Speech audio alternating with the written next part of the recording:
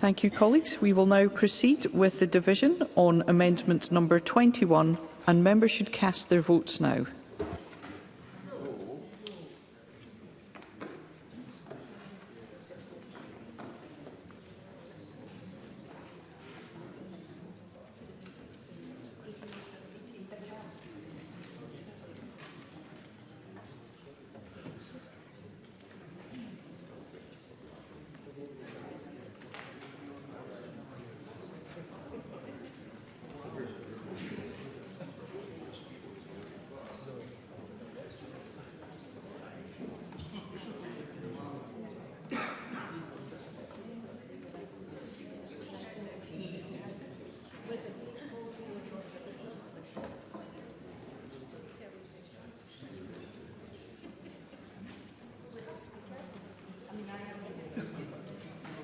The vote is closed.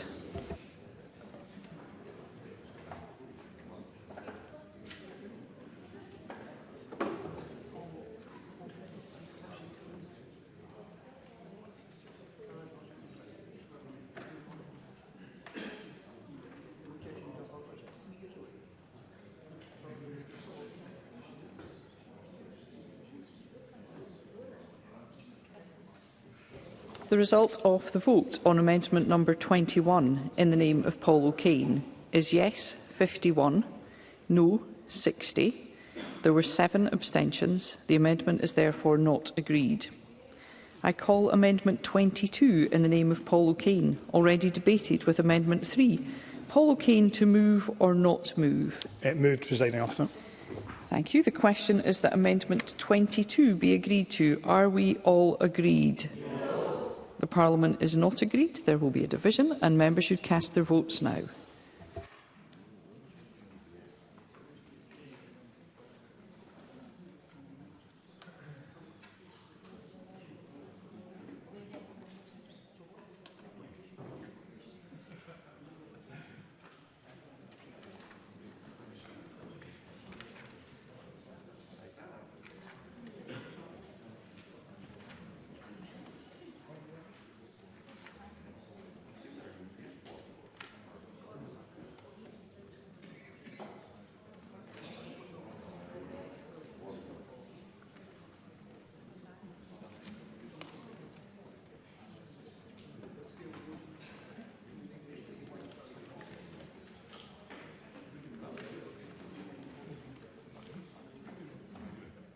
The vote is closed.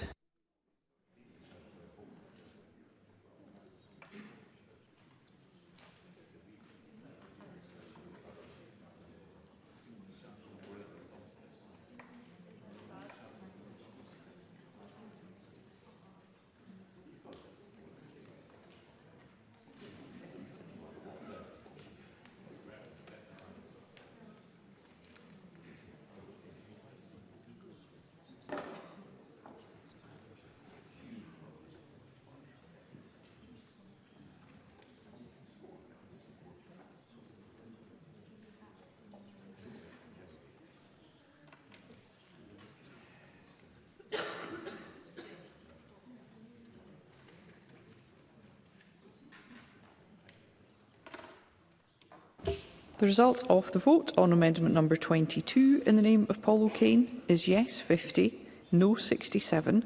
There were no abstentions. The amendment is therefore not agreed. I call amendment 4 in the name of the Cabinet Secretary, already debated with amendment 2. Cabinet Secretary to move formally. Moved. Thank you. The question is that amendment 4 be agreed to. Are we all agreed? Yes. We are agreed. We move to Group 3, new determination during appeal. I call amendment 5 in the name of Jeremy Balfour, grouped with amendments as shown in the groupings. Jeremy Balfour to move amendment 5 and speak to all amendments in the group. Thank you, President. I'm grateful to CPAC and CUB and other organisations which have helped in regard to the drafting of these amendments. I'm sure the Cabinet Secretary and the Chamber will be pleased to know that we are now actually debating policy rather than money. And I think this is an important policy debate to have, because these amendments would aim to remove the unnecessary step of having a formal redetermination before an appeal. An appeal could be scheduled more promptly if it was required, but the redetermination could take place behind the scenes and the award changed if needed. And the redetermination can also mean that if the award is made, the appeal can lapse, and that means there doesn't need to be a further intervening period. Now, at the heart of what we have tried to do as a Parliament on social security is put the claimant, put the disabled person at the heart of it. We have said we wanted to treat them with dignity and respect. And I believe that this amendment goes a wee bit further in giving that dignity and respect, because it will help the individual be able to get an award, if it is favourable, quicker than it is happening at the moment. Now, I don't want to preempt the Cabinet Secretary, but I suspect she will say to me, but people don't like going to tribunals. And for some people that will be true, but perhaps this is a chance for us collectively here in Scotland to reset that image of what a tribunal is. As a former member of a tribunal that heard these cases, I do believe that most of the members, if not all of the members, sitting on them are seeking to do the best. And I appreciate for some it can be stressful and can be an awkward situation. But that doesn't mean we shouldn't allow this redetermination to happen in the background and thus allow the decision to be made quicker. So I do hope the Chamber will look at these amendments favourably. I think it puts the claimant where we want them, at the heart of the system. I think we will speed up the whole process system, and hopefully we won't end up with many more tribunals. I seek to move the amendment number 5 in my name. Thank you, Mr Balfour. I now call on the Cabinet Secretary to speak to Amendment 9 and other amendments in the group. Cabinet Secretary.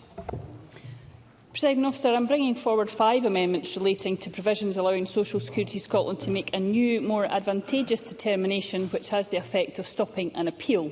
Amendment 11 makes minor drafting changes to Section 49A of the Bill as amended at Stage 2. This amendment replaces the reference to assistance which the individual was given with reference to assistance which the individual was entitled to. This is a small change of wording simply to ensure consistency and to align with other references in the Social Security Scotland Act 2018 to when an individual is entitled to assistance. Amendment 12 removes the provisions which define error, as these provisions are now unnecessary. This is because the bill was amended at Stage 2 to remove the need for error in order to allow Social Security Scotland to make a new determination after an appeal is lodged and the appeal to stop as a result. Instead, the bill now provides that Scottish ministers can make a new determination as long as they are of the opinion that the person is entitled to a more advantageous award. This addresses concerns raised at Stage 2 that including a requirement for error was too restrictive. Since there is no longer a requirement for error to have occurred, there is no need to define that error. Amendments 9, 10 and 15 are minor technical amendments which remove references to error from the headings of the bill in line with the changes made at Stage 2 to remove the need for an error. I urge members to support all 5 of amendments in my name in this group.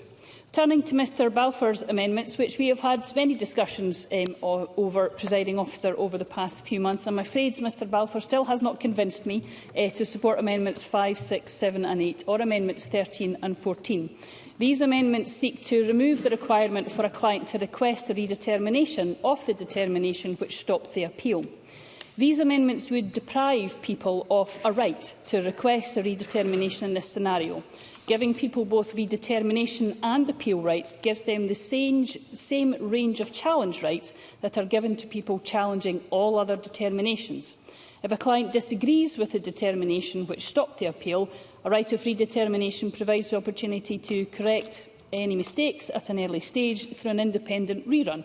Social Security Scotland have statutory timescales to make a redetermination to ensure a client is not left in limbo and can expect a redetermination within the timeframe associated with that particular benefit. In addition, clients already have a right to appeal to the first-tier tribunal if Social Security Scotland do not complete a redetermination within those statutory timeframes.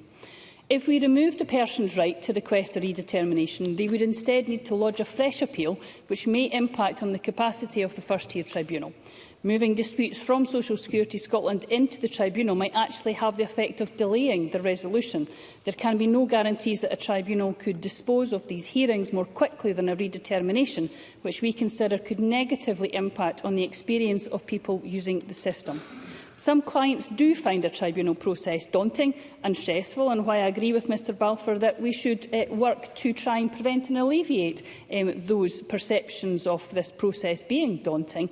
I do think it's important that we continue to ensure that people have the same rights right across a redeterminations and appeals process. And for those reasons, Presiding Officer, I would urge members not to support Mr Balfour's amendments in this group. Thank you. Thank you. And I now call Paul O'Kane. Thank you, Deputy Presiding Officer, and we welcome the tidy-up amendments brought by the Cabinet Secretary as part of this group. The changes made at stage 2 to remove the need for an error to be identified were a positive change to the bill, as introduced and welcomed, I think, by stakeholders. We recognise the need to make some tweaks pursuant to those previous amendments and will therefore support the government amendments in this group. I have heard what Mr Balfour has said in terms of his amendments, both here at stage 3 and in stage 2, but unfortunately, despite the good intent behind them, we will not support today, because we do believe that if a new determination is made due to a change of circumstances, it is important clients retain the right to request redetermination of the new decision before going into that proceeding to an appeal, which often, as we've heard, I think can be intimidating and perhaps a less preferable option. I would say, however, in concert with what we've already heard, that we do hope to see, as a result of ongoing work and other provisions in the bill, fewer mistakes and quicker decisions in the first place to drive down the need for redetermination and or appeal, and we will continue to work with the Government and hold them to account on that point. Thank you. Thank you. I now call Jeremy Balfour to wind up and to press or withdraw Amendment 5. Mr Balfour. Thank you, Deputy Presiding Officer. Just to seek clarification that we will be supporting the amendments in the name of the Government, and we do welcome the tidying up that they involve. I think probably have had enough goes at the two members at stage 2 and stage 3, so I won't labour the point. But I could just again point out that the redetermination can still take place. So once a decision is made by Social Security Scotland, which the claimant doesn't like, they lodge their appeal, which normally takes 4 to 6 weeks. And during that period of time, the redetermination takes place within Social Security Scotland. And if they, at that point, want to make a different decision that was made by the original decision, that can be intimated to the claimant. And if the claimant accepts that, they don't have to go forward to the appeal. So the redetermination... Mr Balfour, could I ask you to resume your seat just for a second? It's coming up on my screen is that Stuart McMillan is seeking a point of order. Is that the case, Mr McMillan? No, it's not the case. Please continue, Mr Balfour. I thought I persuaded somebody. So I should just seek that clarification. But redetermination doesn't go away. It is simply done behind the scenes. And I will move the Amendment 5 in my name to the Deputy Presiding Officer. Thank you, Mr Balfour. The question is that Amendment 5 be agreed to. Are we all agreed? No. The Parliament is not agreed. There will be a division and members should cast their vote now.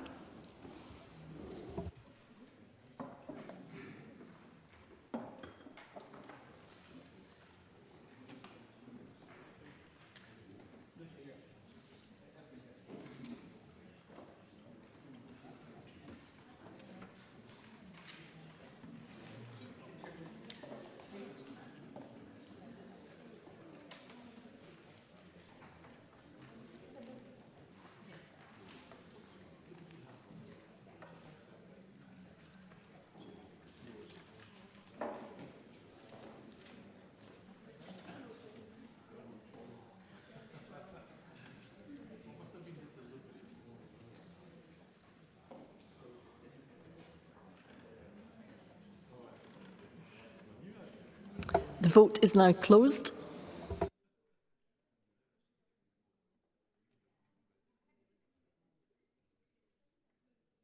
Point of order from Neil Bibby. Is he remote?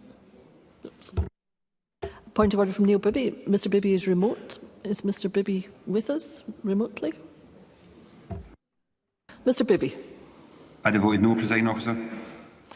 Thank you, Mr Bibby. Your vote will be recorded. Thank you, President Officer.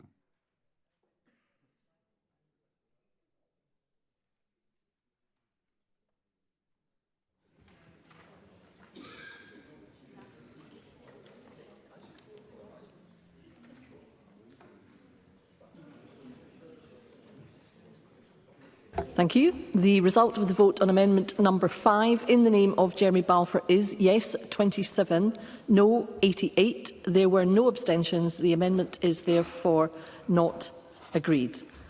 I now call amendment 6 in the name of Jeremy Balfour, already debated with amendment 5. Jeremy Balfour to move or not move? Not moved. Not moved. I now call amendment 7 in the name of Jeremy Balfour, already debated with amendment 5. Jeremy Balfour to move or not move? Not moved. Not moved. I call amendment 8 in the name of Jeremy Balfour, already debated with amendment 5. Jeremy Balfour to move or not move? Not moved. Not moved. I now call amendments 9, 10, 11 and 12 in the name of the Cabinet Secretary, already debated with amendment 5. Cabinet Secretary to move amendments 9 to 12 en bloc. Moved en bloc. Thank you. Does any member object to a single question being put on amendments 9 to 12? No member objects. The question, therefore, is that amendments 9 to 12 are agreed to. Are we all agreed? Yes. We are all agreed.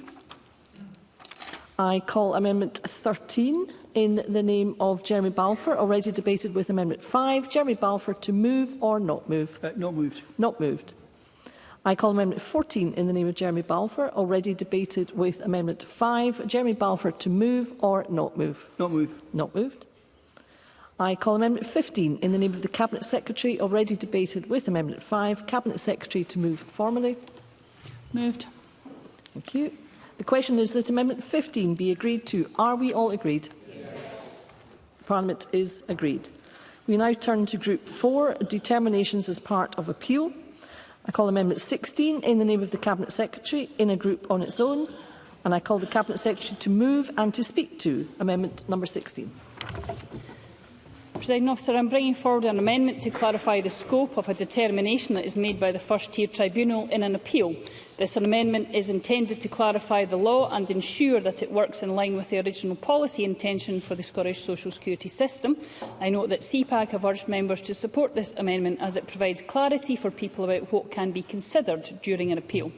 This amendment makes it clear that the Tribunal must not take into account circumstances which did not exist at the relevant time.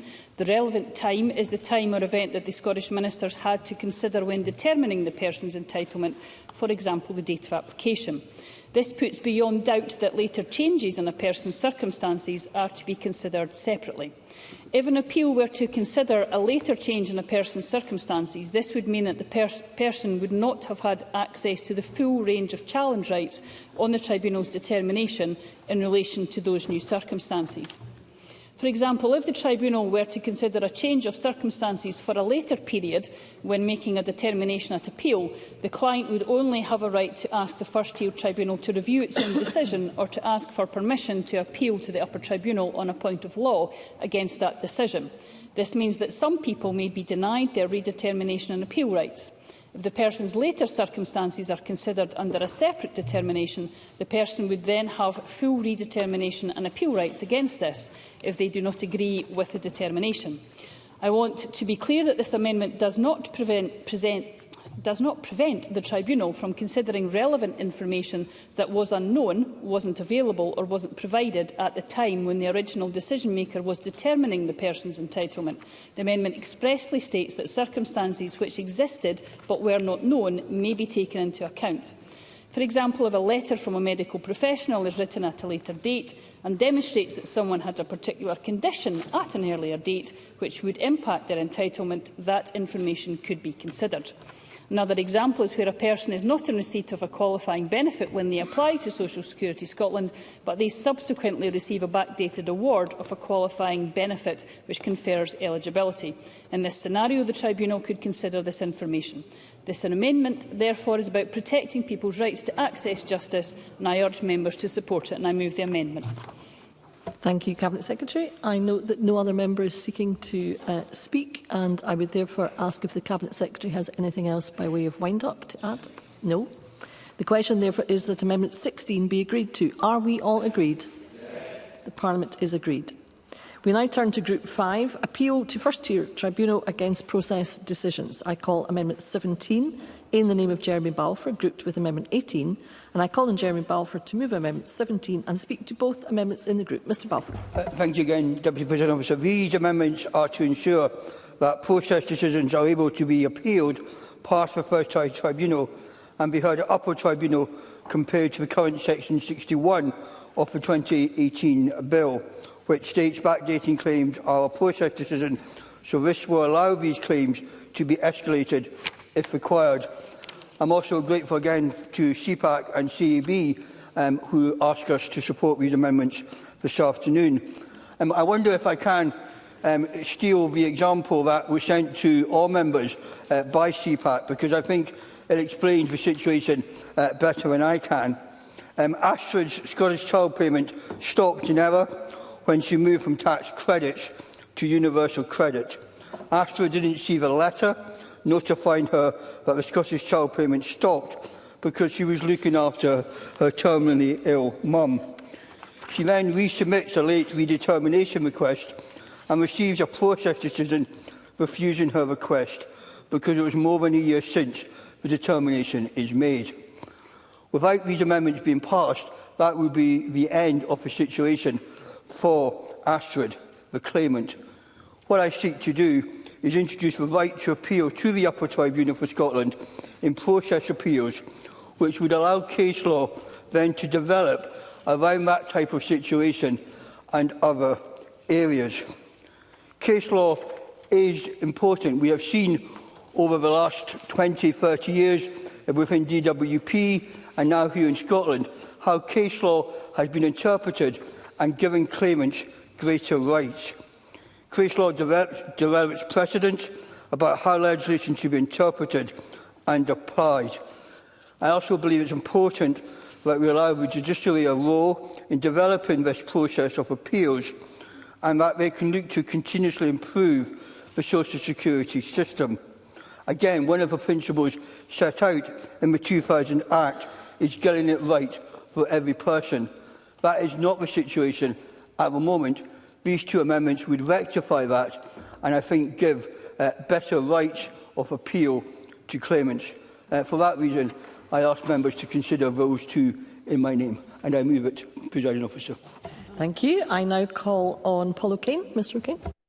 Thank you, Deputy Presiding Officer. I think just to briefly say that Scottish Labour are supportive of amendments within this group. We do recognise it's important that people have a final right of appeal to the upper tribunal, and we would note organisations like Child Poverty Action Group have pointed out, as we've already heard, that this could help the development of precedent around process decisions, which over time may build up a better understanding of how the social security system is working and mean more effective decisions earlier on in appeal processes. So as a result, we will consequently support the amendments. Thank you. Thank you. And I now call the Cabinet Secretary. Presiding Officer, the Scottish Government does not support Amendments 17 and 18 from Jeremy Balfour, which would allow people to appeal a process decision of the first-tier tribunal in the upper tribunal. We do not consider that these amendments are required, and this same amendment was not agreed at stage 2.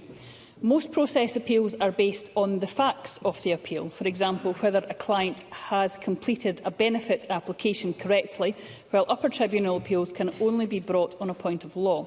The volume of process appeals received to date is very low, and my understanding is that if required and where appropriate, the first-tier tribunal could seek guidance from the upper tribunal, for example, where the first-tier tribunal was considering whether or not the appellant had a good reason for requesting a redetermination late. The Government therefore does not support Amendments 17 and 18. Thank you. I call on Jeremy Balfour to wind up and to press or withdraw Amendment 17. Mr Balfour. Nothing to add, but press Amendment 17. Thank you. The question is that Amendment 17 be agreed to. Are we all agreed? Yes. The Parliament is not agreed. There will be a division and members should cast their vote now.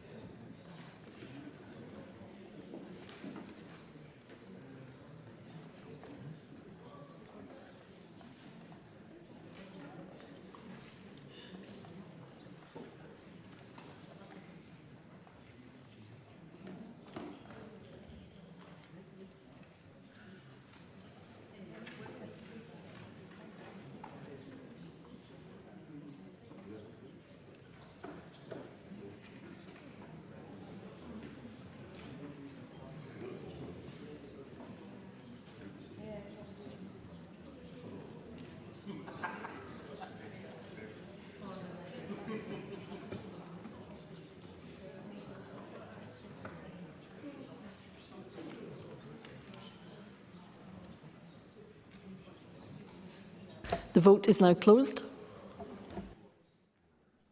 Did I have a point of order from Annie Wells? Is Annie? Can I just clarify if Annie Wells is trying to make a point of order? Ms Wells, are you seeking to make a point of order? Yes, Presiding Officer, thank you. My system had crashed. I would have voted yes. Okay, thank you. Your vote will be recorded. And a point of order from Bill Kidd. Thank you very much, Presiding Officer. There seems to have been a problem here, but I would have voted no. Thank you. I can assure Mr Kidd that his vote has already been recorded. Thank you.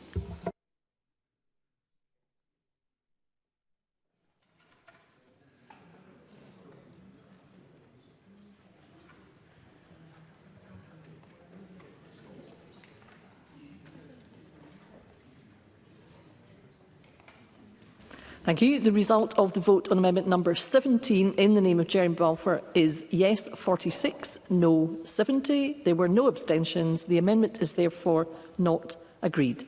I call amendment 18 in the name of Jeremy Balfour, already debated with amendment 17. Jeremy Balfour, to move or not move? Not moved. Not moved. We now turn therefore to group 6, uprating assistance for inflation. I call Amendment 1 in the name of the Cabinet Secretary in a group on its own, and I call on the Cabinet Secretary to move and to speak to Amendment 1.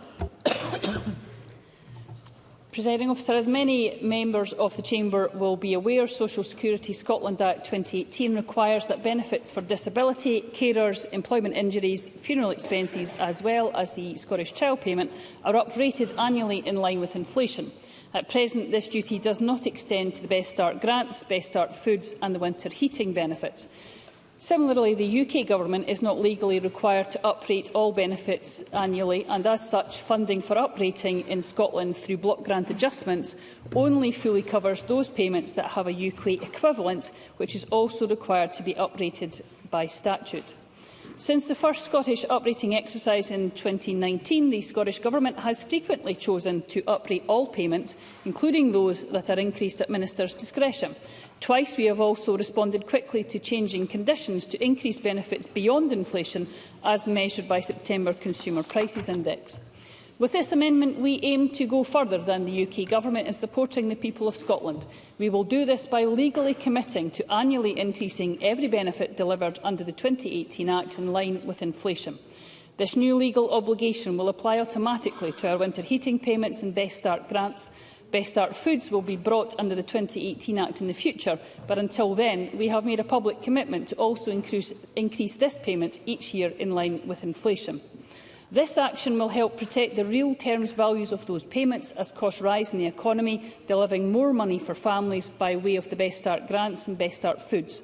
These payments, already more generous than their DWP equivalents, support those families most at risk of poverty. Along with the game-changing Scottish Child Payment, these payments contribute to this Government's core mission of ending child poverty. Scottish Government policies are estimated to keep 100,000 children out of relative poverty in 24-25. These annual increases will also apply to our winter heating benefits, helping the most vulnerable in our society to stay warm each year, safe in the knowledge that as costs rise, increases to these payments will also be guaranteed. In an already challenging fiscal environment, it is no surprise that this decision comes with significant financial implications. However, the Scottish Government views that it is vital to invest in support of families and households in Scotland, and to that end I would urge all members in the Chamber to support Amendment 1, and I move amendment in my name. Thank you. I now call Craig Hoy. Thank you, Deputy Presiding Officer. Amendment 1 in the name of Shirley Ann Somerville expands the scope of the current duty to uprate benefits in line with inflation. Now, this is not something that we necessarily disagree with, but on a discretionary basis on any given budget or any given benefit. Indeed, the UK Conservative Government last year uprated benefits in line with inflation, even when it stood at a hefty 6.7%. I will take an intervention. Cabinet Secretary. I'm grateful. I'm wondering whether this is perhaps why Jeremy Balfour's not speaking at this point, because I have a recollection, Presiding Officer, that at stage 2, Mr Balfour attempted to actually put forward an amendment to uprate. So it's disappointing to see, I would presume, that the Conservatives' position has changed. Cricoy. I thank the Minister for that intervention, and that is indeed accurate. But what we have looked at in the round, and since that, is the long-term, the medium and long-term projections for the benefits bill, and that's something that I will come to both now and in relation to tomorrow. Members, could we just listen to the person who has the floor at the moment, who is Mr Hoy? Mr Hoy, please continue. Unless there's an intervention. Cabinet Secretary Shona Robinson. I just wonder if the member can reconcile what he's just said with voting for Paul O'Kane's amendments, which are uncosted, unspecific and undeliverable. How does he reconcile those two events, which have literally happened in the last half hour? Cricoy. The Minister has been in politics long enough to know that politics is about prioritisation, and that is exactly what we are talking about here today. And what we are talking about today is making this benefit uplift mandatory for all devolved benefits now and into future years, therefore binding the hands of current and future ministers and MSPs who may want to reserve the option to make selective increases based upon priority and need. And when setting their budgets, government quite rightly should be given the opportunity. I've taken two interventions already.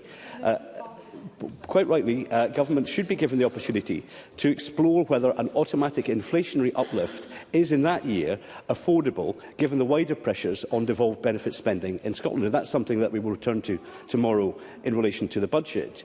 And now, although inflation is relatively low, though subject to upward pressure since the additional borrowing in the Labour budget, we are in a period, or we could be in a period, of very high inflation. And this amendment in itself could present challenges, even though the estimate in relation, and I accept this, to the relevant benefits considered today amounts to only £1.9 million in 2025-26. But given the other benefits already automatically upgraded, there is a significant amount of money potentially in a higher inflation environment. And we also have to think of this in the wider context, as we will do when the budget is presented tomorrow. For if this amendment passes, the total cost of uprating benefits to the Scottish Government will be £113 million in 2025-26 alone, and potentially much more in future years. And the Scottish Fiscal Commission have forecast that in 2025-26, the Scottish Government will spend approximately £478 million more on specifically devolved social security benefits than it receives from the UK Government through block grant adjustments. And this is a political choice of the Scottish Government, and for one that they should be entitled to take either the blame or the credit for, depending on your outlook. Now, if we add in new and other social security payments, the total social security spend above block grant adjustments received by the Scottish Government will be £1.2 billion in 2025-2026, and that is £1.2 billion that will have to be drawn from elsewhere. And now, few observers and few analysts believe that this is actually a sustainable position in the medium and the long term, and I would encourage the Minister to listen to the testimony of the Institute for Fiscal Studies this morning in this Parliament. And this amendment is therefore baking in inflationary increases, which will undoubtedly restrict future governments and future parliaments in setting their cross-portfolio spending plans and their future budgets. And in short, if we want to spend money on public services, cut taxes for hard-working Scots and support businesses to create economic growth, I believe we cannot pass into a law a policy of automatically funding increases in spending on an already substantial benefits budget in Scotland. The Scottish Conservatives therefore do not believe that enshrining an uprate for any benefit by inflation in law is prudent or politically sensible, and that is why we will vote against this amendment today. Thank you, and I call on the Cabinet Secretary to wind up, please. Well, Presiding Officer, what I would say in winding up is I will agree with the member on one point. Yes, this is about our priorities. Our priorities are about protecting low-income families, protecting carers and protecting disabled people. It's unfortunate, but perhaps not surprising, that the Conservatives don't share those priorities, and I will continue to press the amendment in my name. Thank you. The question, therefore, is that Amendment 1 be agreed to. Are we all agreed? Yes. The Parliament is not agreed. There will be a division, and members should cast their vote now.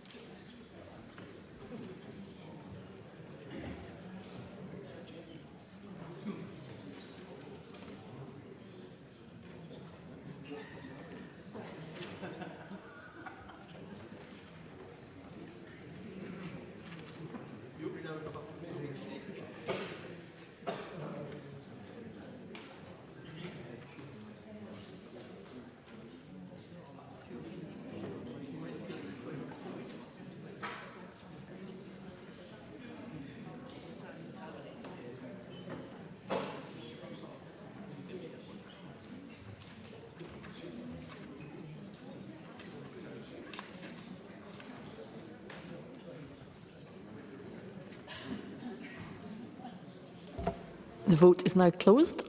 Point of order from Jackie Bailey. Apologies, Presiding Officer. It wouldn't refresh. I would have voted yes. Thank you, Ms Bailey. Your vote will be recorded.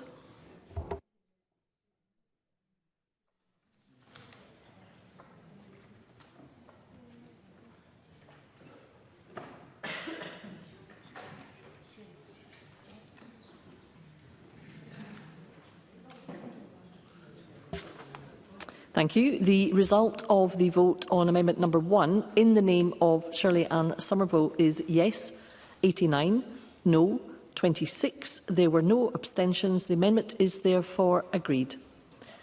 We now move to Group 7, Compensation Recovery, Pension Age Disability Payment. I call Amendment 19 in the name of the Cabinet Secretary in a group on its own, and I call on the Cabinet Secretary to move and to speak to Amendment 19. Presiding Officer, the Government has proposed in my name Amendment 19, which is designed to include pension age disability payment to the list of benefits in Schedule 12 of the 2018 Act that are recoverable from awards of compensation as a result of accident, injury or disease. PADP is designed to provide financial support to help meet the additional costs of care relating to an individual's disability or health condition. As such, equivalent amounts of this benefit received by an injured person as a result of an accident, injury or disease will be recovered entirely from compensation awarded for the costs of care required by the individual for the same incident. Now that PADP is a live benefit being delivered by Social Security Scotland, it is appropriate to include this payment within the compensation recovery provisions. As more relevant recoverable benefits are introduced in the future, such as Scottish Adult Disability Living Allowance and Employment Injury Assistance, these will be added to the 2018 Act by way of regulations. The purpose of the compensation provisions is to help us meet the Scottish Social Security principle of efficiency and delivering value for money, and as such I would ask all members to support this amendment, and I move Amendment 19 in my name. Thank you. I note that no other member has sought to speak, and I would ask, therefore, if the Cabinet Secretary has anything else to add by way of wind-up. Nothing to add. Nothing to add. The question, therefore, is this Amendment 19 be agreed to? Are we all agreed? Yes. The Parliament is agreed. We now turn to Group 8, Key Performance Indicators for Social Security Scotland. I call Amendment 23 in the name of Jeremy Balfour, grouped with Amendment 24. And I call on Jeremy Balfour to move Amendment 23 and to speak to both amendments in the group. Mr Balfour. Thank you, Deputy President Officer. Can I start by thanking the Cabinet Secretary for arranging a meeting with Social Security Scotland and for the meeting that I had last week with Social Security Scotland so I could discuss some of these issues with them. The meeting was productive, and I certainly got a better understanding of where they think they are going over the next number of years.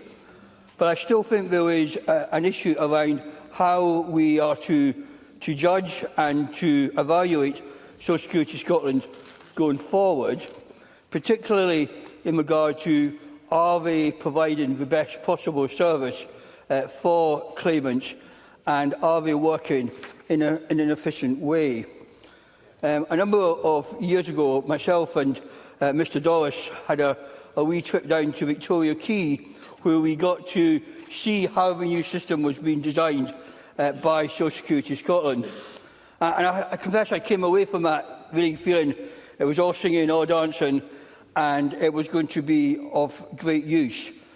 But what has become clear over the last number of years is that, for whatever reason, whether design faults or political decisions, that the information that is available to make these judgments is simply not being recorded. And so it is very difficult to hold the Scottish Government and to hold the agency accountable for what is going on.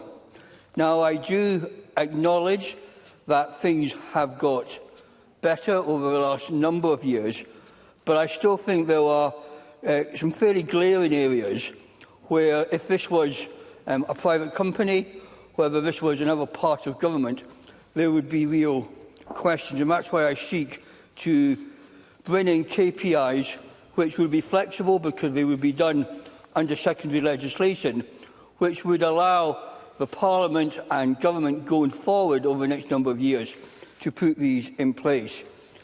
Now, as I met with Social Security Scotland, and as I already knew, they have lots of information. But what, again, is difficult to judge is that information good or bad?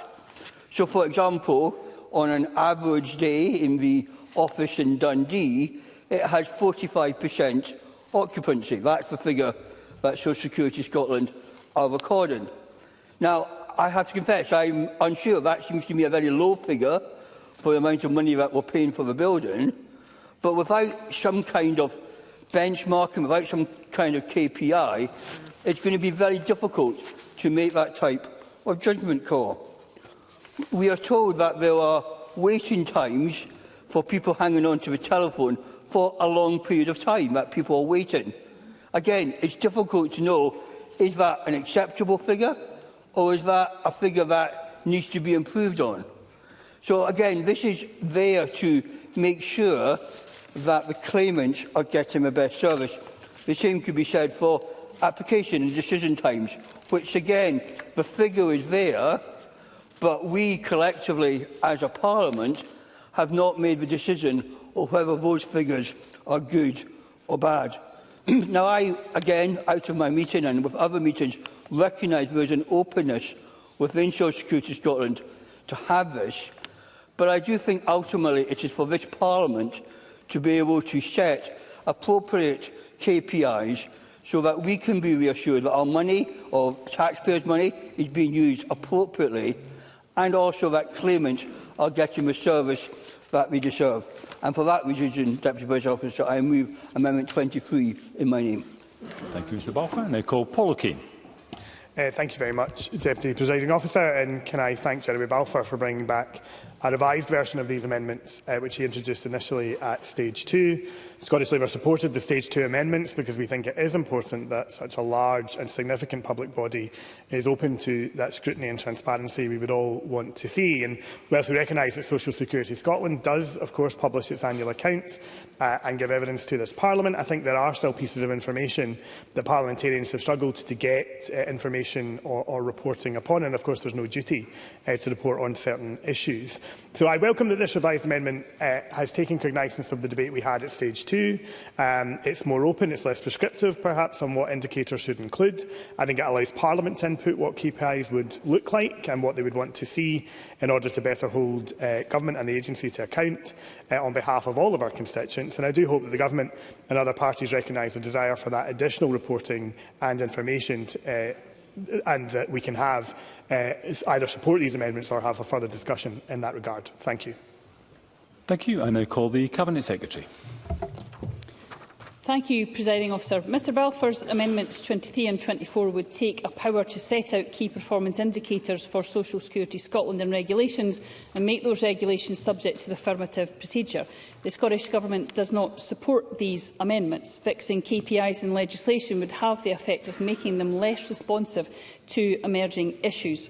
As an executive agency, Social Security Scotland already publishes an annual report and accounts in line with the Scottish Public Finance Manual. It must comply with the Public Finance and Accountability Scotland Act 2000, and the Social Justice and Social Security Committee can, and indeed frequently does, hear evidence from senior leadership at Social Security Scotland on matters of operational delivery. Members will also be aware that Section 15 of the 2018 Act requires a Scottish Social Security Charter to be prepared, published and reviewed. The Charter was co-designed with people with lived experience of social security and underpins everything that the agency does.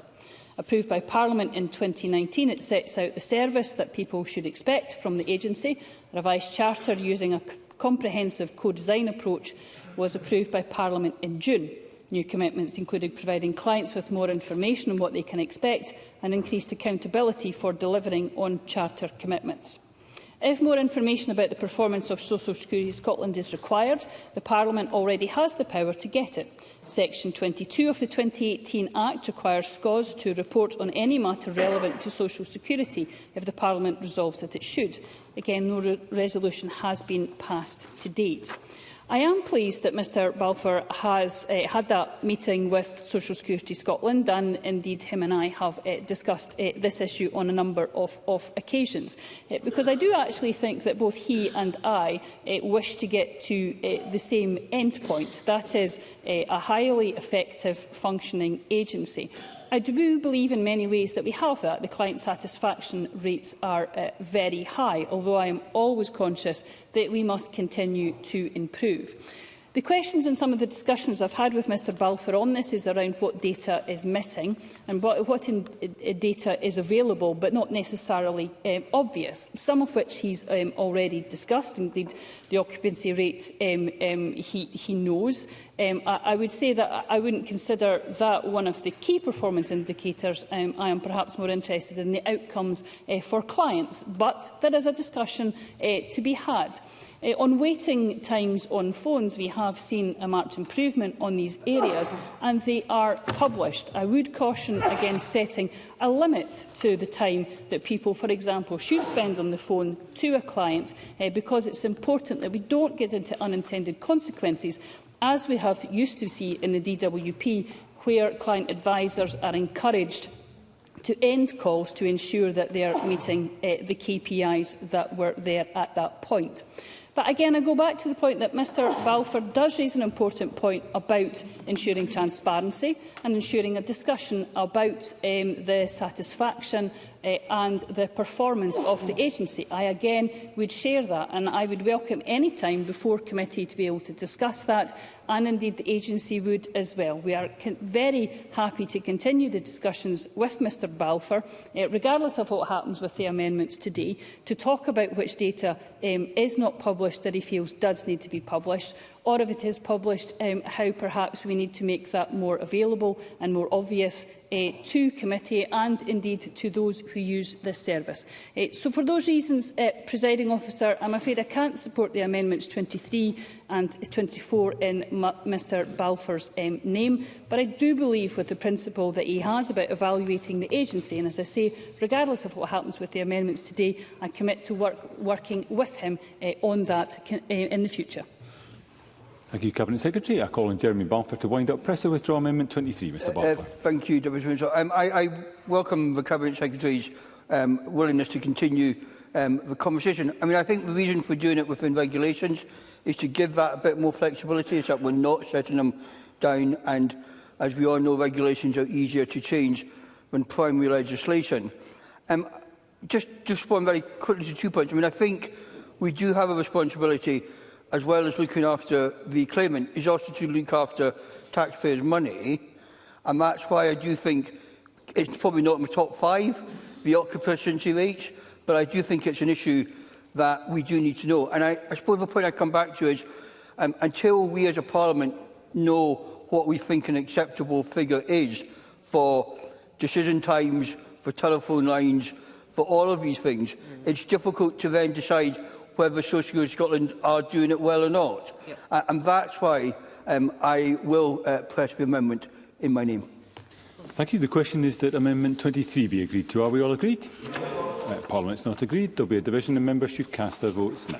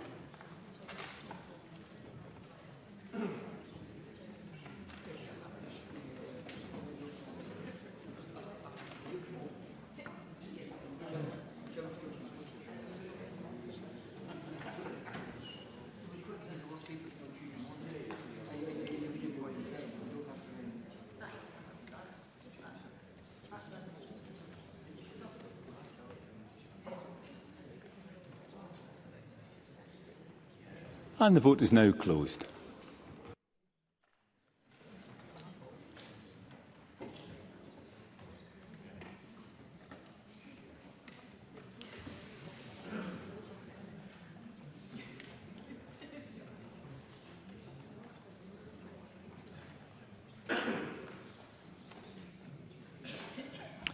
And the result of the vote on amendment number 23 in the name of Jeremy Balfour is yes 55, no 59. There were no abstentions. The amendment is therefore not agreed. I call amendment 24 in the name of Jeremy Balfour, already debated with amendment 23. Jeremy Balfour, to move or not move? Not moved. Not moved. The amendment is not moved, and that ends stage 3 consideration of amendments. As members will be aware, the presiding officer is required under standing orders to decide whether or not, in her view, any provision of the bill relates to a protected subject matter, that is, whether it modifies the electoral system and franchise for Scottish parliamentary elections. In the case of this bill, in the presiding officer's view, no provision of the Social Security Amendment Scotland Bill relates to a protected subject matter. Therefore, the bill does not need a supermajority to pass at stage 3. And the next item of business is a debate on motion 15683 in the name of Shirley-Ann Somerville on Social Security Amendment Scotland Bill at stage 3. I'd invite members wishing to participate in the debate to press the request to speak buttons. I'd invite members not wishing to participate or remain in the chamber to leave as quickly and as quietly as possible. And I call on Shirley-Ann Somerville to speak to and move the motion. Cabinet Secretary, around 7 minutes, please. Thank you very much, Presiding Officer. Now move the motion.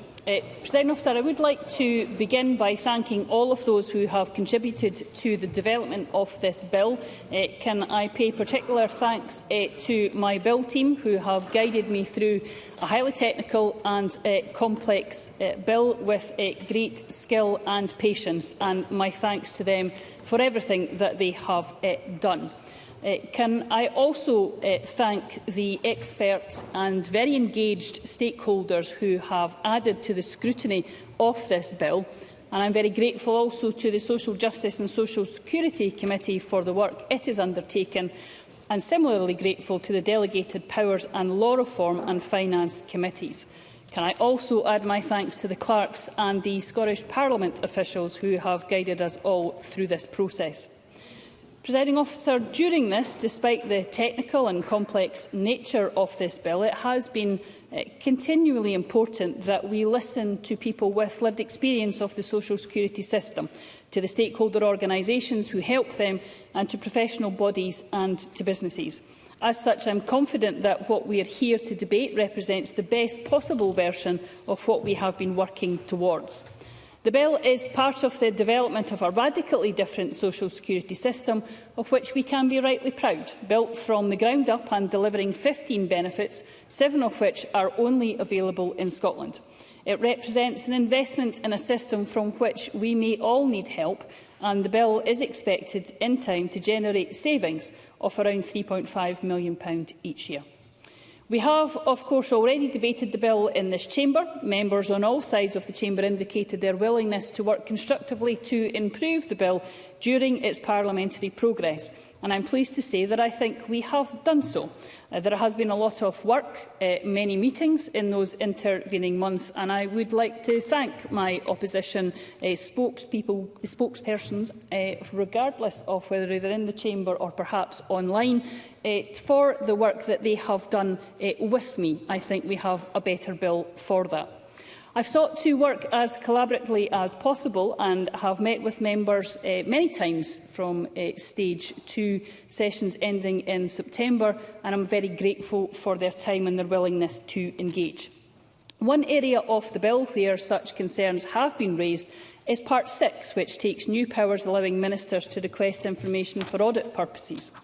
Members will be aware that amendments were debated at stage 2 which sought to remove the ability for ministers to suspend awards of assistance or to remove the provisions from the bill entirely. Scottish ministers do have a duty to administer and steward public funds responsibly, and my officials have undertaken a detailed options appraisal to establish the best way to gather that audit information required in a way that is consistent both with the principles in the 2018 Act and with our established ethos of treating individuals with fairness, dignity and respect. Members throughout this process have acted from a genuine concern from their constituents on this point, and I want to take the opportunity to reassure them and indeed the whole chamber once again that the powers being taken are required to identify trends in caseloads to support effective audit processes, not to identify specific instances of benefit fraud. Any fraud which is detected during an audit exercise will be dealt with through existing tools and processes.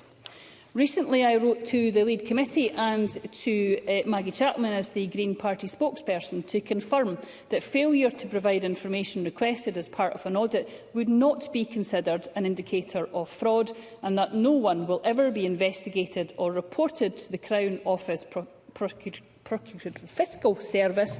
Apologies, Presiding Officer, it's been a long bill and a long day. It's solely as a result of not providing the information requested as part of the audit process. In terms of the Stage 1 debate, I said we were happy to continue our engagement with stakeholders to ensure that any processes that we have to implement will be based on the values of dignity, fairness and respect. And I am pleased to tell the Chamber that engagement is ongoing, with stakeholder reference group being set up recently, including representatives from the Child Poverty Action Group and Citizens Advice Scotland. Presiding Officer, almost every part of the bill has been subject to similar improvements. The contributions of the Delegated Powers and Law Reform Committee were particularly helpful in light of the technical nature of the bill, and its suggestions resulted in a number of useful amendments. We've brought forward an amendment today which will extend the statutory uprating duty to all social security assistance delivered under the 2018 Act. This means that the true purchasing power of these payments will be maintained and avoid any decline in their impact. The provisions at Part 1 on childhood assistance have been refined to offer better alignment with the existing 5 family payments, and the regulations made under the same part for the care leaver payment will now have the benefit of expert scrutiny by the Scottish Commission on Social Security. And no one ever intervenes when you actually want them to, Presiding Officer, so excuse me for a minute.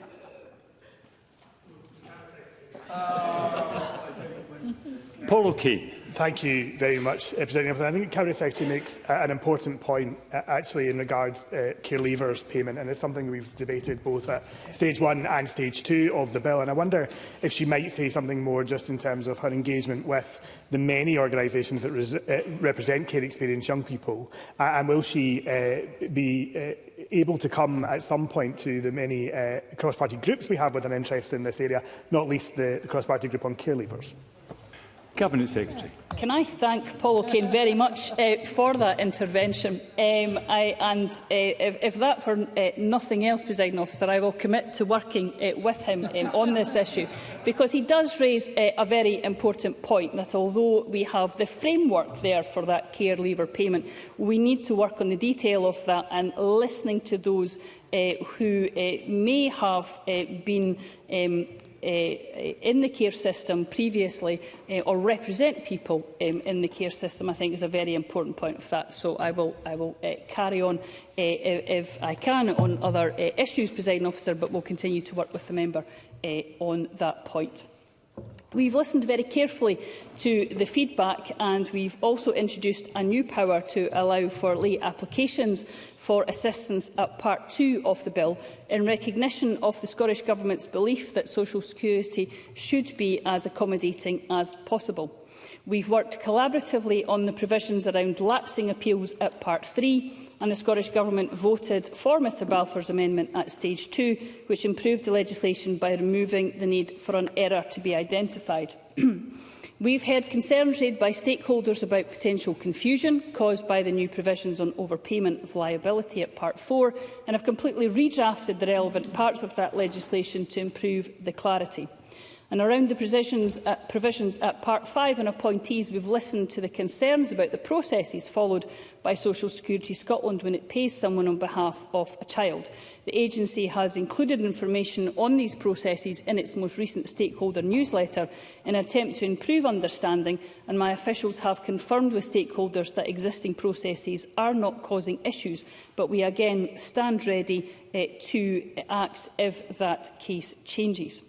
We've also worked closely with the insurance industry in the development of the provisions around compensation in Part 7. Finally, Presiding Officer, we've worked with the Board of the Scottish Commission on Social Security to expand its scrutiny remit as the bill has developed. And I would thank SCOS once again for their input and wise recommendations on this. and indeed on every other issue that they have brought forward since they were introduced in the original bill. Presiding Officer, I'm content that we've struck the correct balance with the work that we've done with SCOS, and I would very much thank the Chair and indeed the other board members of SCOS for their input. Presiding Officer, in closing, I would urge members to support the bill at decision time in order to ensure that this important set of improvements can be delivered.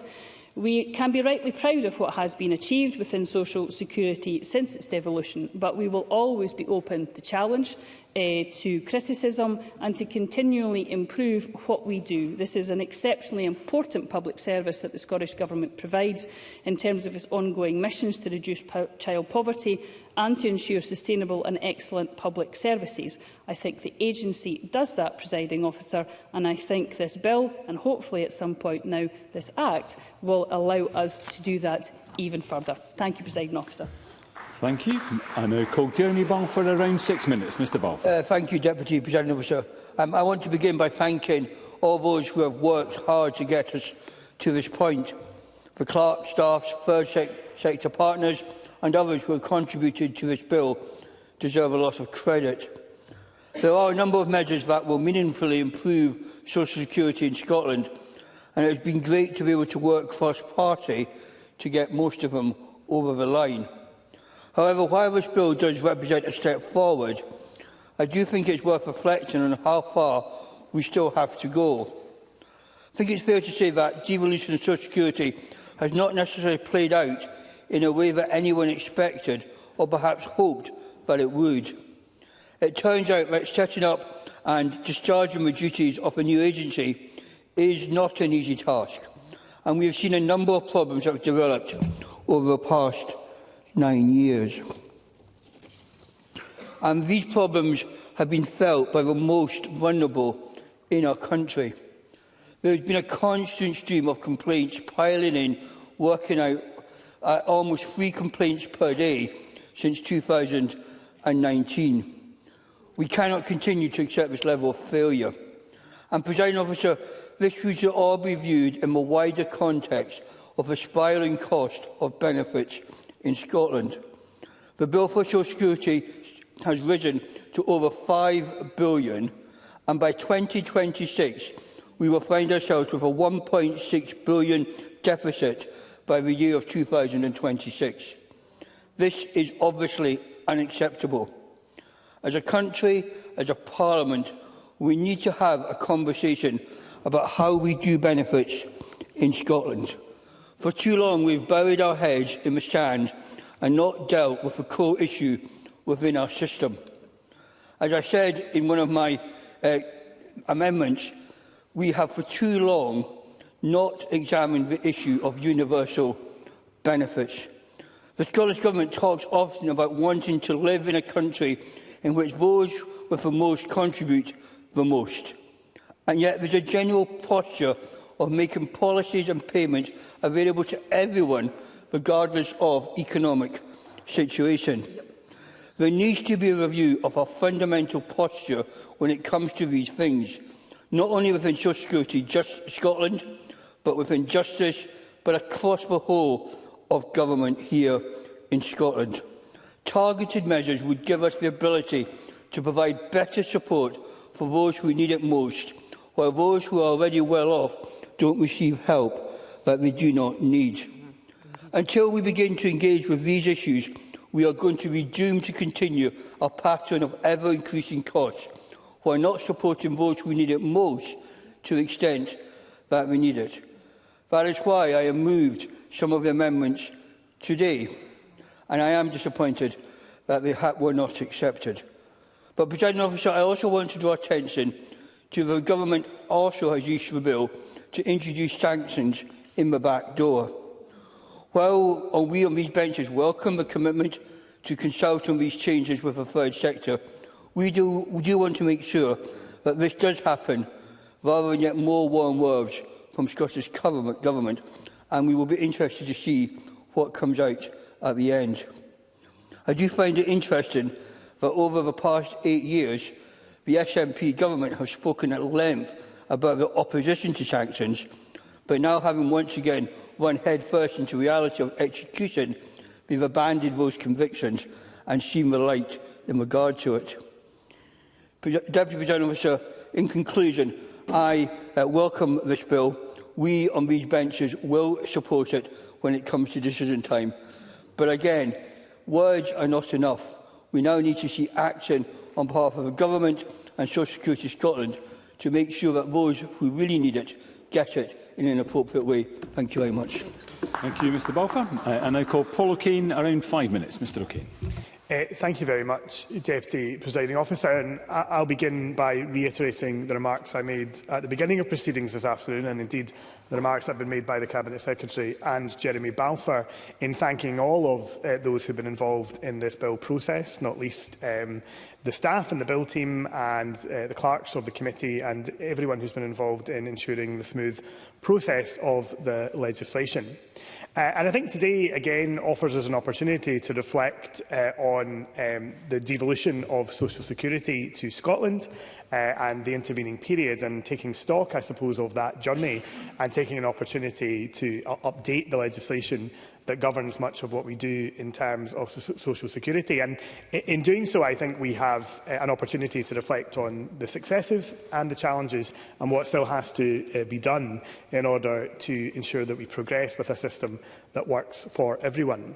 So I think we've been very clear on this side of the chamber that there are very welcome steps within this bill, and there are very welcome things that have come from the process of devolving social security. The Scottish Child Payment, for example, was a welcome step and is supported, of course, by this side of the chamber, ensuring that it continues to command the support of this chamber and support, I think, more widely in Scotland. And I think putting that on a legislative footing allows us to once again affirm our support in that respect. I think it's an example, actually, demonstrating the strength of devolution, doing what it was intended to do, attempting to make progress to support children and families across Scotland, indeed ensuring the poorest in our society are better supported. And we've had many debates in the Social Justice and Social Security Committee about how we can better analyse and better understand the impact that policies are having. I also want to reflect on some of the challenges we've seen within social security Scotland, and I know that the Cabinet Secretary isn't immune to these challenges, and we have debated them many times, including in various parts of today's debate. We know there have been challenges in terms of long processing times, most notably real challenges in terms of the introduction of child disability and adult disability payments and people having to wait too long, and we have to ensure that we continue to watch that very closely and take action as required. We know there have been challenges in terms of transfer of devolved payments, including employment injury assistance, and we have had that debate in other contexts as well. And it's something that we must keep at the forefront of our mind as we continue to develop Social Security Scotland and consider what more we have to do in terms of the transfer of other benefits. And of course, I would also comment on the challenges that exist in terms of IT infrastructure and making sure that the system is as flexible and as supportive as possible. We know that there is an overrun in terms of IT costs. We know there have been challenges in terms of telephony, which we have debated many times in this chamber. And I do accept that progress is being made, but I think we have to ensure that we continually monitor and review those processes to make sure that there is the most efficient use of public money in terms of what we are developing within the agency. So I think it's clear that in some instances the challenges continue to grow, but there has also been action to look at those issues and to slowly begin to tackle them. And I do hope that this bill provides another stepping stone on the journey to tackling those challenges. And as I say, we've welcomed a number of the amendments today and at stage 2, which have sought to make the bill stronger and continue to improve the system. And I would recognise today we've had a variety of debates on new social security payments like pension age winter heating assistance. We've had amendments that have sought to tidy up parts of the bill and parts of the system. We have had that important amendment, I think, in terms of uprating for inflation, in terms of putting something into legislation that will ensure that we continue to drive forward progress in terms of the payments that are being made to people. And I do think that there were some important amendments that we haven't passed today that are worth future reflection and continual thought, which is, of course, those rights of appeal. And ensuring that we can build a case law that is supportive of people. And I think those key performance indicators that Jeremy Balfour brought, I do think it is important we reflect clearly on how we're able to scrutinise what is being done by our national agencies, such as Social Security Scotland, and how public money is being spent. I think what we require now is implementation at pace on the legislation, as well as those more rapid actions to resolve issues within the system, which don't require any provisions within the bill, but we could be getting on with. Scottish Labour remains committed to holding both the Government and Social Security accountable for the way in which Social Security is administered within the devolved framework, for the pledges that have been made and have often not been lived up to. But I think, recognising the many positive changes within the bill, we will of course support its passage at decision time this evening, and we will continue to work with the Government and Opposition to ensure that we do everything we have set out in the debate today. Thank you, Presiding Officer. Thank you, Mr O'Kane. I now call Maggie Chapman, joins us remotely around 4 minutes. Ms Chapman. I'd like to begin the Stage 3 debate by thanking all those who have supported the progress of this bill to date. I am particularly grateful to the third sector organisations like Child Poverty Action Group and Citizens Advice for all of their many contributions over many months. And I thank the Cabinet Secretary and other party spokespeople for the various conversations we've had over the passage of this bill. I and my Scottish Green colleagues welcome this bill, which represents a further stage in the development of a distinctive approach to social security.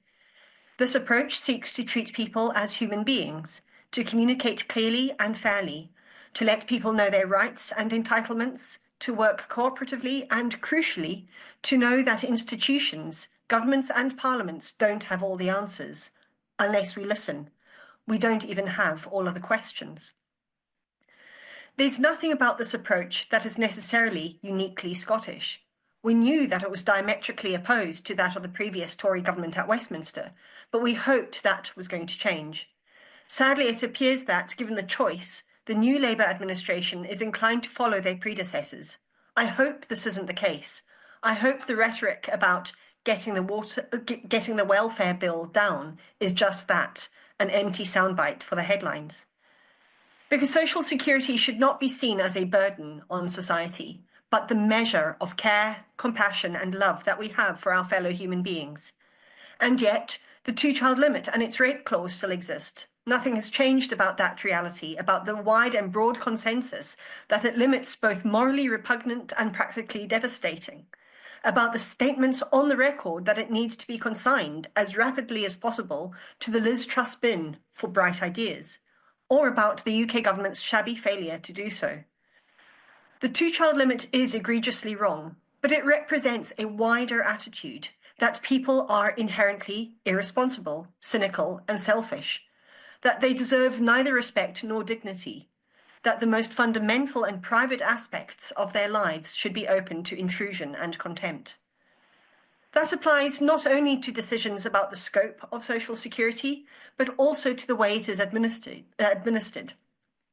We recognise here that if people are late for or miss appointments, if they can't reply to letters, if they don't know what information to give and when, it's likely to be because of the pressures their individual situations create. Disabilities, caring responsibilities, transport difficulties, lack of digital capital, all the ways in which poverty and marginalisation act to complicate and obstruct the challenges of everyday life. The assumption made by the UK system that lack of engagement indicates fraud is a terrible act of injustice and cruelty. It's absolutely vital that we do not fall into that trap here, and that's why I've been so concerned about the audit provisions in this bill. I am still disappointed that there wasn't more consultation about these, but I do thank the Cabinet Secretary for the assurances that she has given to me, in person, in writing, and in her opening remarks this afternoon, about how those provisions will operate. I look forward to working with her and others on the development of appropriate safeguards and on monitoring their implementation. And of course, we welcome this bill as a whole, especially the provisions regarding care experience assistance and the potential expansion of the Scottish Child Payment. We are proud of the role which Scottish Greens have played in the development of the Scottish Child Payment, and we look forward with hope to its future and to the future of other payments that we know will go not a small way to transform people's lives for the better. Thank you. Thank you. I now call Willie Rennie. Around 4 minutes, Mr Rennie. I want to thank all those who've been involved with this bill, particularly the bill team, who have got members of that bill team who have an extraordinary knowledge of the system, encyclopedic, and some people might call it unhealthy understanding of the welfare and social security system, but I am grateful for that encyclopedic knowledge nonetheless. But I want to thank the committee and the ministers and all the spokespeople for their various engagements as I tried to keep pace with the various aspects of the bill. Now, of course, we are debating this today because of the original Smith powers that were agreed back post the independence referendum in 2014. And at that point, we were determined to see a sizeable welfare system devolved to the Scottish Parliament, the non-universal credit items, as I would describe it at the time. And it has evolved quite significantly since then. And I think broadly it's been done with a degree of consensus that has been helpful.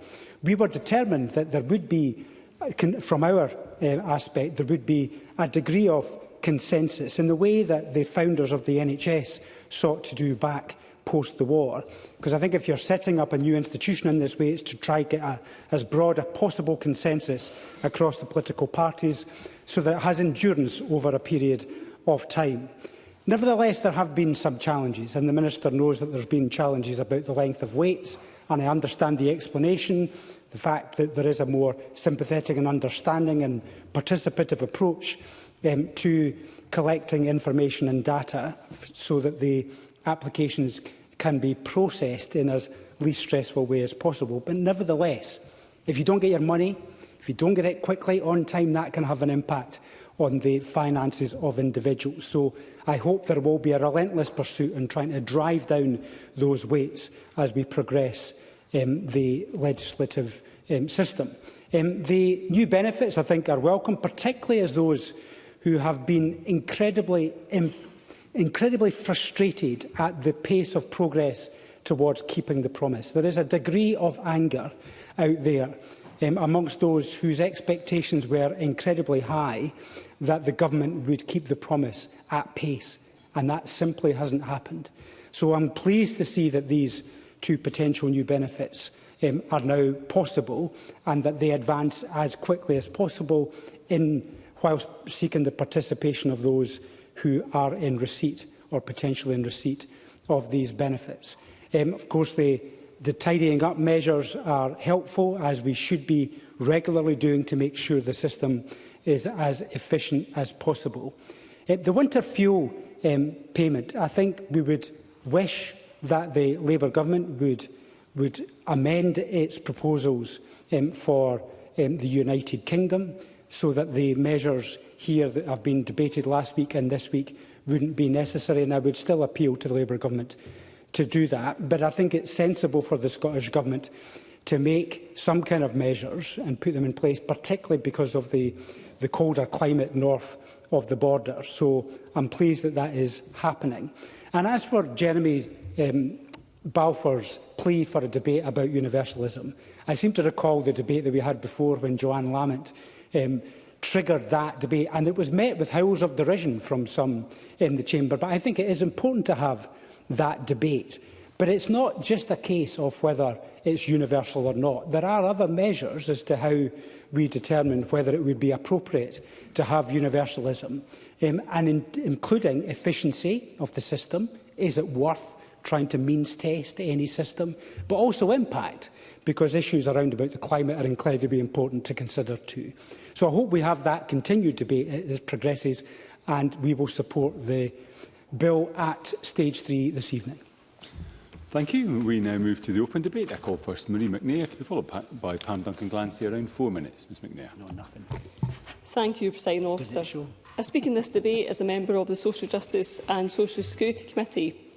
And can I thank the committee clerks and the Bills team for all their assistance during the scrutiny process, and to all the stakeholders who gave up their time to give evidence to our committee. The Scottish Government has already made excellent progress with the social security system by delivering 15 benefits, 7 of which are new to Scotland, that tackle poverty and reduce inequality. But we can always make improvements, and that is what this bill aims to do. It will ensure that our benefit system remains accessible and responsive to the needs of the public. It is vital that this bill upholds the Social Security Scotland's principles of fairness, dignity and respect. At stage 1, the committee had some concerns regarding the provisions in Part 6 on the information on audit, and on that point it was welcome to receive assurances from the Cabinet Secretary for Social Justice that failure to provide information requested as part of an audit would not be considered by Social Security as an indicator of fraud, and that no one will ever be investigated solely for providing the information requested as part of the audit process. It was also reassuring to hear from the Cabinet Secretary that provisions were not introducing sanctions, and that will never be the case under this Scottish Government. This balance is crucial in maintaining trust in our system after many come away from the DWP system feeling discouraged. Indeed, it is appreciated that alongside the public consultation committed to at stage 2 in relation to categories of individuals exempted from participation in audit activity, the Scottish Government invited more than 20 stakeholder organisations to take part in a short-life working group to develop person-centred communications and processes in support of these provisions. And this will be essential, that they are only seeking information from the right people and no one is treated unfairly. I was also pleased that the Scottish Government had committed to bringing forward the amendment at stage 3 for the duty to uprate all Scottish social security benefits by inflation each year. And this embodies the progressive approach taken to better address the financial realities faced by our claimants today. And when discussing the progressive approach this Scottish Government takes to social security, it would of course be amiss to not mention the winter fuel payment. It is welcome to note that the Scottish Government will mitigate the Labour UK Government's cruel cut, reinstating a universal winter fuel payment, ensuring every pensioner gets a payment next year. And this will come as a great relief to my constituents and pensioners across Scotland. And it is further proof that the SNP will prioritise and protect those most in need, including our pensioners who have worked hard and deserve a good standard of living. While the Labour Party push pensioners into poverty, the SNP will protect them, and today Labour embarrassed themselves with their amendment. The hypocrisy drips right out of it, and it's no wonder they're not taken seriously. The truth is there for all to see. The Scottish Government continues to have to mitigate the UK Government's austerity measures, the benefit cap, the bedroom tax and now the winter fuel payment. Labour are the party of the two-child policy and its abhorrent rape clause. Tory welfare policy continues under Labour, and this is not sustainable long-term, and only in an independent Scotland we will end this. In the meantime, however, this bill is a testament to the Scottish Government's commitment to a compassionate and fair social security system, and it's a step forward ensuring our social security system meets our high standards and principles of fairness, dignity and respect. And I welcome its introduction, and I would urge members to support its passage. Thank you. Thank you. I now call Pam Duncan-Glancy, around 4 minutes. Ms Duncan-Glancy. Thank you, Deputy Presiding Officer, and I'd like to remind the Chamber that I am in receipt of the higher rate of adult disability payment.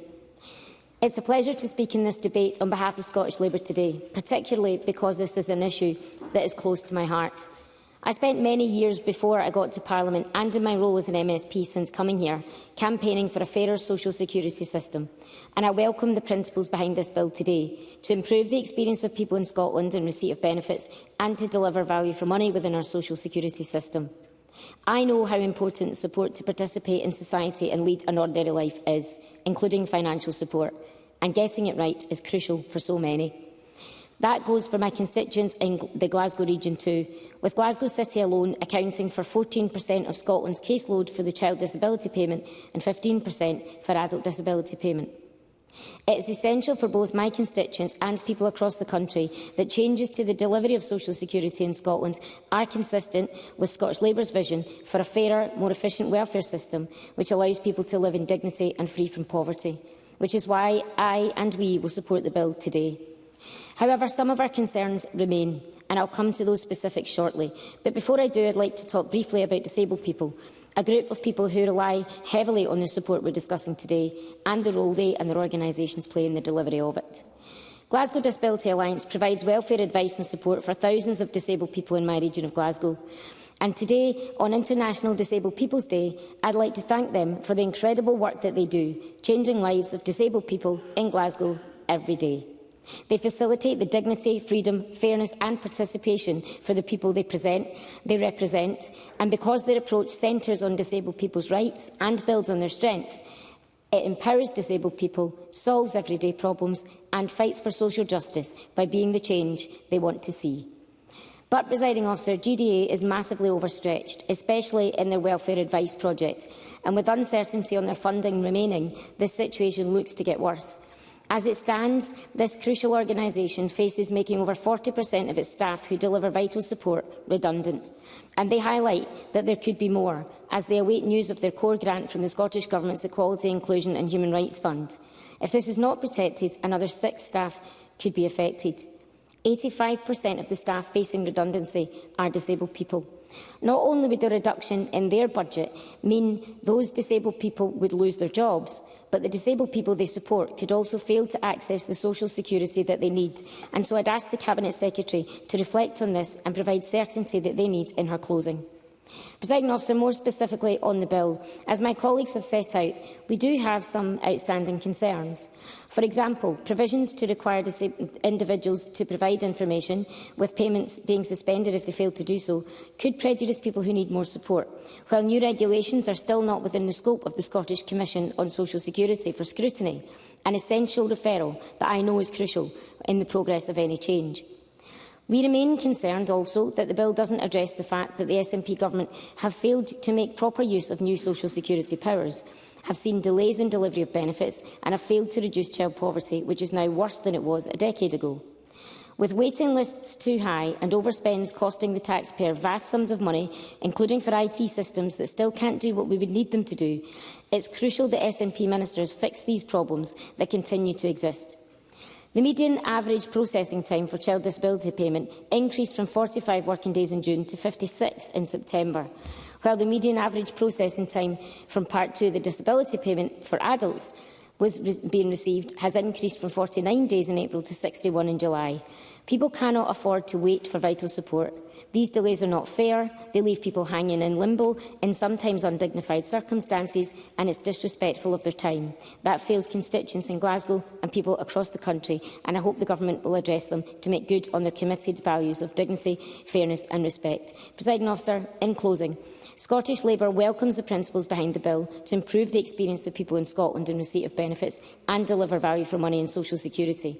And that's why we'll vote for it this afternoon, because we believe these changes are necessary to deliver a fairer, more efficient welfare system that allows people in Scotland to live in dignity and free from poverty. And whilst the Government progresses those aims, we will support them. Thank you, Presiding Officer. Thank you very much. We now move to the closing speeches, and I call first Maggie Chapman. Around 4 minutes, Ms Chapman. Thank you, Presiding Officer. In my opening speech this afternoon, I talked about the differences between the Scottish approach to social security and that of successive Westminster governments. And we've heard some of those differences rehearsed today, not least the principle of benefits increasing with inflation, so that people who rely on them don't see their benefits reduce in worth over time. As Scottish Greens, we would go further. The traditional concept of social security as a safety net implies that we aren't expected to need it. Swinging blithely across our lives like trapeze artists in the big top, it's only if we make a mistake or our partner fails to catch us that we fall into the system. But that isn't how lives and communities actually work. Vulnerability, interdependence, these are conditions that we all share. Privilege provides some of us with more padding than others, but under that armour we are all wounded, we all bleed, we all need care and support. Economic and social inequalities are getting worse, locally and globally, and that's a matter of grave injustice. Redistribution in this context isn't an ideal, it's a practical act of justice. That means just transitions, fair work, minimum income guarantees, fairer tax systems, a just alternative to council tax, and exploration of how we could implement universal basic income and services. And social security is part of that. Of course, it's about security for individuals and families, but it's also about security for communities, reflecting our interdependence, our care for one another, and the acknowledgement of our shared vulnerability. And universal services and support matter. They are about valuing each and every human being for the unique and special individuals they are, not just for what they contribute economically to our world. Being human is about so much more than our economic contribution to society. Maybe instead of a debate on universalism, as others have alluded to today, we should be taking every opportunity we have to highlight why universalism is good for everyone. It is an ideological position, but one I am proud to hold, because it makes eligibility for benefits a right of being human, humans equal before the state. It enhances the legitimacy of rights-based claims, which members of society can call upon on equal terms. By placing citizens on equal ground rather than emphasising difference, universalistic policies can also increase social cohesion and reduce discrimination. It removes stigma and shame. And empirically, societies that adopt universalistic policies have had lower levels of social inequality. We in Scotland have a reputation as a progressive nation, one which welcomes newcomers, not for the size of their yachts, but for the depth of their need, one which cherishes all children living here and strives to offer them the space to grow, to play, to learn and thrive. On that, as we know, there is so much more to be done still, especially for families in the asylum system, for older children and those with experience of care. This bill creates some of the scaffolding within which we can do that work. By voting for it this evening, we are expressing our commitment to a society of dignity, of care, of well-being and of justice. Thank you. Thank you. I now call Paul O'Kane. Around 4 minutes. Mr O'Kane.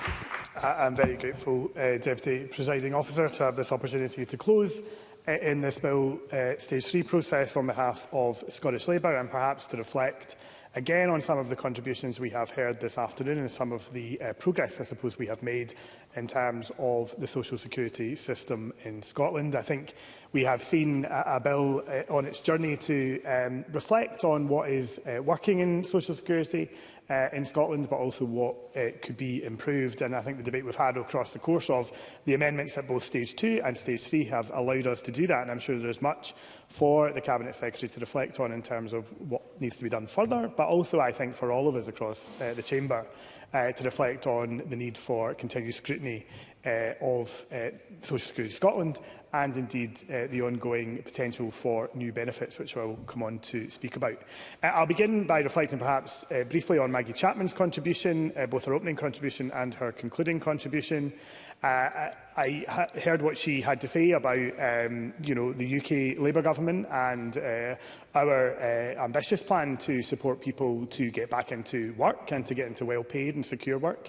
Our New Deal for Working People, which I've spoken about many times in this chamber, on a legislative footing to ensure that work pays and that work is secure for people. That is absolutely the driving agenda for the UK government. But I think also it's worth reflecting that there are many people in this country who want to work and who cannot work because they are not getting the support that they need to be able to work. And I don't think that we should shy away from that. The UK Work and Pension Secretary, Liz Kendall, has made clear with £240 million worth of investment across the UK, we can help people to get back into the workplace. But what people need is to know that there is always a safety net, that there isn't judgment, that there will be support there when they need it, and they're not being forced back into work. And I think that's clearly the agenda within the government's white paper, which has been taken to get Britain working again. And the Scottish Government are going to be, we hope, part of that partnership, because it's important there are good things that happen here in Scotland in terms of employability, in terms of supporting people to get back into work. But there is more to do. Maggie Chapman spoke about universal services, and we need to have a health system and a health service that works and delivers for people so that they can get the support they need to go back to work as well. And we'll see tomorrow in the budget where the reality is in terms of the money that has come from the UK Government and whether that will be spent on health and social care, as we have called on people to do so. I'll touch briefly on Maria McNair's contribution. I thought Ms McNair made some good points in terms of the committee's work. I was disappointed to hear the tone she took in terms of pension age winter heating assistance. I do think we have had a debate here today where we had an opportunity to vote as a parliament to put that onto a legislative footing. I have rehearsed those arguments. I would also point out to her the support that is coming to this parliament through the UK budget, 1.5 billion this year, 3.4 billion next year. And again, we will see the colour of that money tomorrow in the budget process, and I'm sure ministers will be listening very intently to the debate that is happening here today. I only have 4 minutes, and I am in my third minute, Mr Doris, so I will apologise because I do have more to say. I thought Willie Rennie made an important contribution in terms of keeping the promise and the care experience payment, and I would reflect on the exchange that I had with the Cabinet Secretary in my intervention. I think it's vitally important that as we develop any new payments to support people who are care experienced, that their voices are at the heart of that design. And I'm very glad that the Cabinet Secretary was able to agree that that should be the approach we will take, and I look forward to continued conversations on that as well. And I reflect on the contribution from my colleague Pam Duncan-Glancy about disabled people and the particular bespoke services that are required to help support disabled people in terms of navigating the social security system, but also in terms of their ambition and desire to work as well. And I think she made a very key point in terms of advice and support services and ensuring that we protect and invest in those bespoke services. Again, something worth reflecting ahead of the budget tomorrow. So in concluding, Presiding Officer, because I am now up against the 4-minute mark, I want to just say that Scottish Labour will of course support this bill because we think it's an important step in terms of progressing with our social security system here in Scotland, but we do open ourselves, I think, across the chamber, most importantly, to continued scrutiny and continued conversation about how we develop that system. Thank you. Thank you, Mr O'Kane. And I call Liz Smith around 5 minutes. Thank you, Deputy Presiding Officer. And whilst I was not involved at stages 1 and stage 2 of the bill, I was actually following it with considerable interest. And that's because whilst it is an overwhelmingly technical bill in nature, it also had at its core some really important principles about social security and how we address the enormous challenge of the rapidly increasing benefits bill, which quite frankly at the moment is unaffordable. With the FSE predictions, we simply don't have the revenue, either now or well into the future, to go on paying out on the same basis that we are just now. And that, of course, makes us face some very considerable policy decisions. Now, the Cabinet Secretary quite rightly emphasised, as indeed all the other parties did, the need for a system which is person-centred in terms of ensuring dignity, fairness and respect, and a system which is accessible, straightforward to use, and one which has an important thread of consistency. And my colleague Jeremy Balfour has been stressing throughout this whole process the need to ensure that the bill brings meaningful improvement in order that we do benefits better. And I think Paul O'Kane made a very good point about ensuring that that is scrutinised in terms of the outcomes that we can get. And who could deny any of that? For example, that's why we supported the moves in Part 1 of the bill to enhance the care leaver payment, and in Part 5, which allows an individual who's been appointed to manage an individual's DWP benefits to also manage their Social Security Scotland one, a very eminently sensible change. And it was also important to make other technical improvements, for example, that in any circumstance where an appointee uses any funds outside their legal or statutory duties in bad faith, they will be liable to repay those funds to the individual that they represent. Again, very sensible, and that's designed to make life better for those who are in receipt of benefits. But I think what this whole bill has made us do is to think very carefully about the changes that we need to make. Have we been honest in our approach to social security? Are we delivering better outcomes at the same time as ensuring that there is the best possible value for money? And in turn, I think that means that we have to decide on the priorities that we want to see underpinning the whole social security system. And for me, that means doing the following: targeting support at those most in need rather than at those who have more means to look after themselves, so that social security is always a proper safety net and never a lifetime choice. Secondly, ensuring that we can address the concern that 1 in 5 of the economic inactivity bracket do actually want to work. And Paul O'Kane made a very important comment in that respect. We have to ensure that we are doing far more to encourage these people into the workplace. And sometimes that is because they get the benefit, in other words, the social security benefit, but they don't necessarily get the help to get into work in time. And I think that's something we need to pay great attention to. Thirdly, making policy choices which are based on good quality evidence of both a qualitative and a quantitative basis, and that's something that has been discussed in the recent meetings of the Social Justice Committee, and I hope we will pursue that. And, of course, grasping the nettle about universal payments, which I know no one wants to do, but which has become a necessity as a result of the fiscal forecast. And Willie Rennie, in his speech, mentioned Joanne Lamont. I don't often agree with Joanne Lamont. I didn't when she was in this chamber, and since. But nonetheless, I think she makes an excellent point about let's call it the elephant in the room, because that's what it is. We cannot go on with a system of the universal payments that we have to date without making very significant choices. And I'm somebody in this Parliament, I think members across the chamber know that in the past I've put my own views on record about this, but I actually do fundamentally believe that if we're going to ensure that we have a social security system that is fit for the future, we must grasp this nettle about what universalism really means. And if there are adaptations to that, as Willie Rennie suggested, I think he's right, I think there are some things that we can think about, we have to decide what that's going to be. Because if we don't do that, this Parliament is going to make no progress at all in looking after those who are most in need. So, Deputy Presiding Officer, I'll finish on the point that I think actually, while it has been a very technical bill, it's been a good debate to have about what we want from the social security system. There are far more things in this bill that we agree with rather than disagree with, and that's why we will be supporting it at stage 3. Thank you, Ms Smith. I now call on Shirley-Ann Somerville to wind up the debate. Cabinet Secretary, around 6 minutes. Thank you, Presiding Officer, and I'd like to begin by reiterating what this bill is for. It's about us continuing to seek improvements to our social security system. We do have, I believe, a good track record in the delivery of social security, and our experience is growing, but we must always be open to ensuring that as we continue to deliver on those social security principles that were at the heart of the 2018 Act, that we do so under continuous improvement. And members may remember those principles were supported by the entire Scottish Parliament, and as I said during the Stage 1 debate, I think the support for them remains strong. Well, as many members have alluded to, this bill is in large part very technical. It will make important improvements to the experiences of people using Scotland's social security system, and it will continue to ensure that we deliver value for money.